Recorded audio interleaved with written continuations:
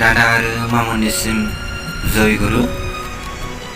बे भिडिअखौ लाबोनायनि जाहोनानो जाहैबाय दा अनलाइन इस्ट'ब्रिटि सोलिबाय, मानोना सोलिलांबाय थासिगोन। आगोल जेरै अफलाइन इस्ट'ब्रिटि फाथायदोंमोन बे सोलिनाय नंलिया। दा नैबे अनलाइन इस्ट'ब्रिटियाव माब्रैहाय फाथायनांगौ, बबेयावहाय लांनानै फाथायनांगौ, नैबे भिडिअखौ आङो लाबोनाय जादों। बे भिडिअनि गेजेरजों जाय दादा आरो मामोनहा अनलाइन इस्ट'ब्रिटिखौ बोरै फाथायनांगौ बा बुजियाखै, बेनि सोमोन्दै मिथिनो लुबैदोंबा नैबे भिडिअखौ स्क्रिप्ट खालामालासिनो जोबजासे नायबानो बुजिनो हागोन माब्रै खालामोबा अनलाइन इस्ट'ब्रिटिखौ खालामनो हायो। नैबे भिडिअनि गेजेरजोंनो बुजिनो हागोन।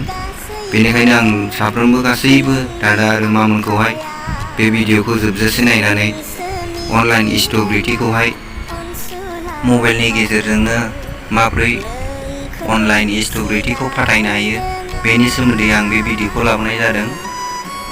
मबाइल नाम्बारजों गुगोल पे एकाउन्ट खुलिनाय थानांगोन बा फन पे जिखुनु जा खुलिनाय थानो नांगोन, नङाब्ला अनलाइन इस्ट'ब्रिटिखौ फाथायनो हानाय नङा। दानिया फैदो भिडिअखौ सुरु खालामदिनि। सिगाङावनो जोङो गुगोलावहाय थांग्रोदो, बेनिफ्राय बेयाव सार्च खालामनांगौ जोङो satsang.org.in। बेखौ सार्च खालामना लाखांनायनि उनाव गाहायाव नैबाव नुगोन सत्संग देवघर, बेयाव थुदो। बेनिफ्राय सार्च जाखांनायनि उनावहाय नैबावहाय नुजागोन बै गोजौआवहाय डट मोनथाम दं, बेवहाय थुदो। नैबे डेस्कटप साइटआव थुना लादो। बेनिफ्राय लगइन खाथियावहाय डट मोनथाम दं, बेयाव थुदो। नैबे डनेसनाव थुदो। बेनिफ्राय सार्च जागासिनो दं। दानिया नैबेयावहाय इन्टार मेम्बार कड, बेवहाय बै कड नाम्बारखौहाय थुदो। ओमफ्राय नैबेयाव पासवार्डखौ थुदो। बेनिफ्राय मेम्बार मियाव थुदो। बेनिफ्राय लगइनआवहाय फैदो। सार्च जागासिनो दं। बारे डेस्कटप साइट होनांगासिनो नेट प्रब्लेमनि थाखायनो। नेटबो स्ल', नेटआ सार्भाराबो डिस्टार्ब जादों एसे। बेनिफ्राय नैबेयाव मोनसे डनेट लिरनाय दङ, बेयाव थुबानो सार्च जाखागोन आरो गावनो फैखागोन। नैबेयावहाय खथा दाना फैबाय। जेरोखोम लेखायाव आगोल अफलाइनाव दंमोन बेबायदिनो नैबेयावहाय फिलआप खालामजोबनांगौ आरो नैबे खथायावहाय ओरैहाय खालामजोबलांनांगौ। आगोलनि अफलाइन बायदि सस्टेननि इस्ट'ब्रिटि बा इस्ट'ब्रिटि, आसारिया ब्रिटि, दक्षिणा बेबायदि खथा दंलांजोबखायो। आं जास्ट ओरैनो सिम्पोल नैबावहाय फिलआप खालामना देखायलांनायसै। नायदो दादा आरो मामोनहा, नायलांबाय थादो। फिलआप खालामलांजोबसै आङो बेबायदि, नायलांबाय थादो। बेबायदि आं फिलआप खालामलांबाय थागोन।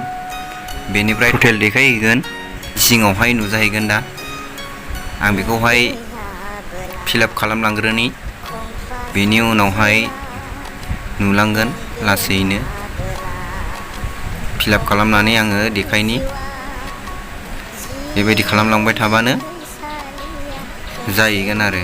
अके, नैबे टटेल जाबाय 44, टटेल 44 डाइरेक्ट जाहैबाय आरो टटेल आंनि इस्ट'ब्रिटि बेबायदि। बेनिफ्राय ओरै नैबेवहाय बोखोनानै लास्टआवहाय नुहैगोन, बोखोयै नैबे लास्टआवहाय नुबाय आइ एक्सेप्ट अल दा टार्म्स एन्ड कन्डिसन। ओमफ्राय बेयाव राइट होनानै डाइरेक्ट दानिया नैबेयावहाय साबमिट होदो आरो। बेनिफ्राय सार्च जागासिनो दं। नेटआ स्ल' एसे आंना, एसे वेट खालामनांगोन, माने नेनांगोन। सार्भारा एसे प्रब्लेम होदों दिनै। बे खारगोन आरो गाव। दानिया बेबायदि देखायगोन बेयाव। दानिया बेबायदि देखायबाय नैबावहाय पेटिएम, ओमफ्राय ओरै credit, debit card, net banking, UPI, नैबे बारक'ड बेफोरबायदि देखायबाय आरो नैयाव दहाय आं फिलआप खालामनाया नैबाव देखायबाय नै टटेल 44 टिमनि कार्ड नाम्बारबो होजायो दानिया आङो नैबे नेट बेंकिंआवहाय होनोसै आरो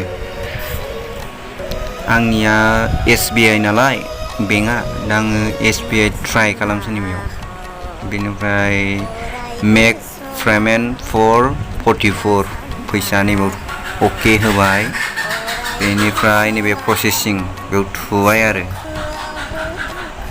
बेयाव थुनानै खारगासिनो नेटआ स्ल' बेनि थाखायनो बेयाव थुबाय आरो